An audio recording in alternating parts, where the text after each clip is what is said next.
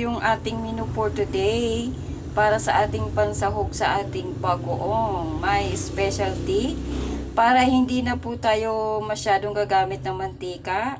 Ay isa pong way ay yung ating sahog. Pakuluan po natin yan hanggang lumabas yung kanyang mantika. Lalo na po kung puro taba po siya ng baboy. Yan po, menu tips for today.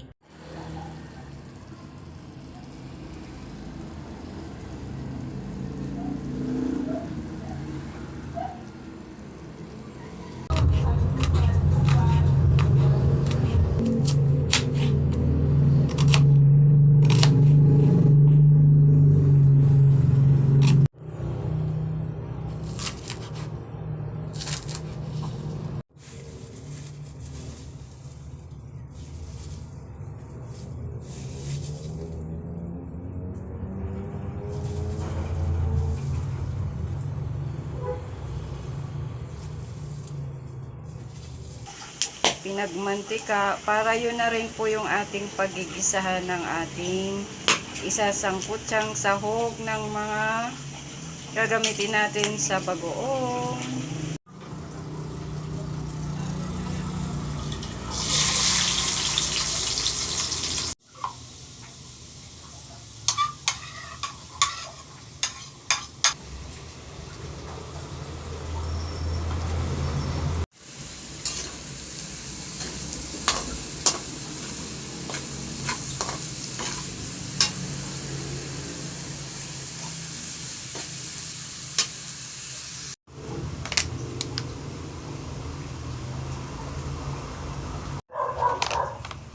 Lalagyan po natin para pampakulay lang dun sa ating bagoong.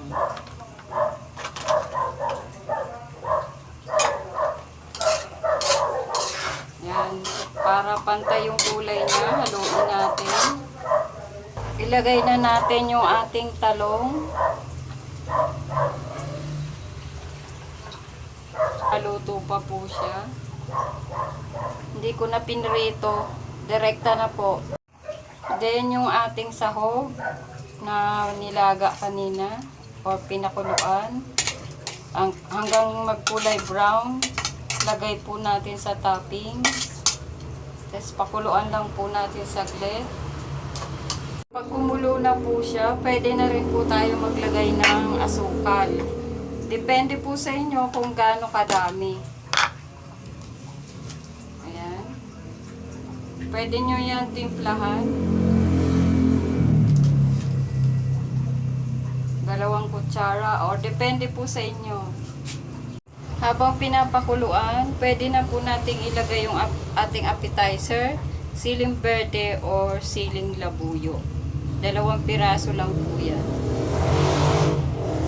Ayan po siya. Habang nakasalang pa po, ilagay na po natin yung pinaka-toppings natin. Yung ating dahon ng sibuyas. Ayan.